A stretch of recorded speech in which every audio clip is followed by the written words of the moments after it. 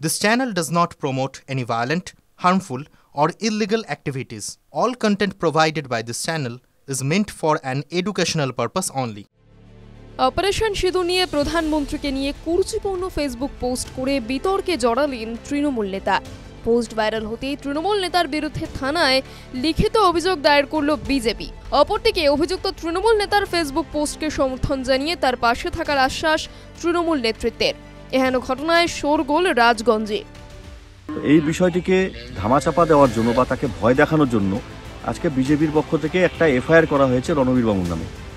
এই যে অপচেষ্টা, মানুষের কথা বলার যে শক্তি, মানুষের যে কলমের শক্তি, তাকে পর্যদুস্ত করে দেওয়ার, তাকে থামিয়ে রাখার, তার বিরুদ্ধে ধিক্কার জানাই এবং আমরা সর্বতভাবে রণবীর বাবুর সঙ্গে আছি। নমস্কার। বিজেপির অভিযোগ, দেশের প্রধানমন্ত্রীর নামে কুরুচিকর মন্তব্য করে ফেসবুকে পোস্ট করেছেন জলপাইগুড়ি জেলা পরিষদের কর্মাধ্যক্ষ রণবীর মজুমদার। তিনি প্রধানমন্ত্রীর ছবি শেয়ার করে তার এক মন্তব্যের প্রেক্ষিতে মন্তব্য করেন। নিজের সামাজিক মাধ্যমে সেটি শেয়ার করেন তিনি। এরপরই বিজেপির তরফে বেলাকোবা পুলিশ ফাঁড়িতে লিখিত অভিযোগ দায়ের করা হয়।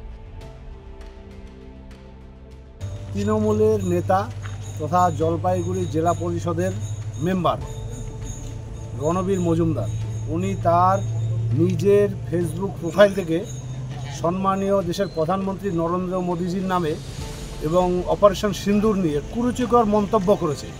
তার জন্য আমরা এফআইআর করেছি। উনার এই মানসিকতা আর তৃণমূলের এই কালচার উনি কোথার থেকে পেল? উনি কি পশ্চিমবাংলায় বসে পাকিস্তান প্রেম ভালোবাসা দেখাইতে চাচ্ছে না বাংলাদেশের প্রেম ভালোবাসা দেখাইতে চাচ্ছে?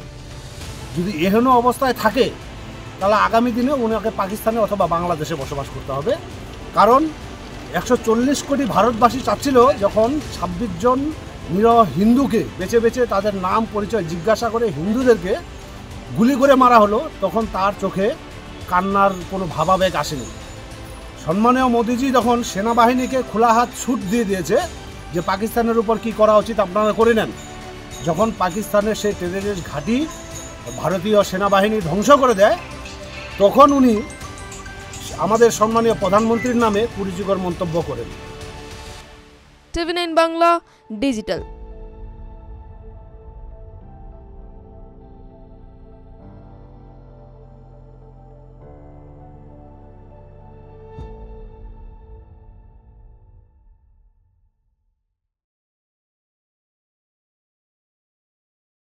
ক্লাস 10 ও ক্লাস 12 এর পরীক্ষা শেষ, রেজাল্ট আউট। এরপর কি পড়বেন, কোথায় পড়বেন, সুলুক সন্ধান এখন হাতের মুঠোয়। TV9 বাংলা এডুকেশন এক্সপো 2025, কলকাতার সবচেয়ে বড় এডুকেশন এক্সপো।